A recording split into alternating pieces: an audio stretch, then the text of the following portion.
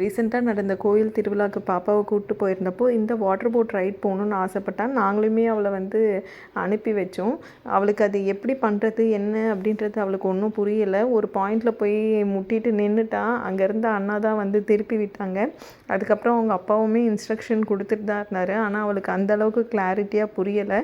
ஒரு 2 மினிட்ஸ் கழித்து அவளே அதை எப்படி யூஸ் பண்ணி அவங்க அப்பா கிட்ட வரணுன்ற வழியை கண்டுபிடிச்சா. அப்போ தான் நான் ரியலைஸ் பண்ணேன், குழந்தைங்களுக்கு எப்போவுமே பார்த்திங்கன்னா கொஞ்சம் ஸ்பேஸ் கொடுக்கணும். ஒரு புது விஷயத்தை கொடுக்குறப்போ அவங்க அந்த விஷயத்தை எப்படி ஹேண்டில் பண்ணுறாங்க, அவங்களோட அப்ரோச் எப்படி இருக்குது, அவங்க எப்படி டிசைட் பண்ணுறாங்க அப்படின்ற பார்த்து அந்த லிபர்ட்டியை கொடுத்து அதில் ஏதாவது இம்ப்ரவைஸ் பண்ணணுன்னா நம்ம அதுக்கு ஹெல்ப் பண்ணணும். இதுதான் குட் பேரண்டிங் அப்படிங்கிறத நான் புரிஞ்சுக்கிட்டேன்.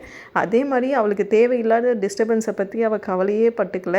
அவள் பாட்டுட்டு அவளோட ரைடை நல்லா ஹாப்பியாக என்ஜாய் பண்ணால். So this is what good parenting அப்படிங்கிறத நான் நம்புகிறேன்.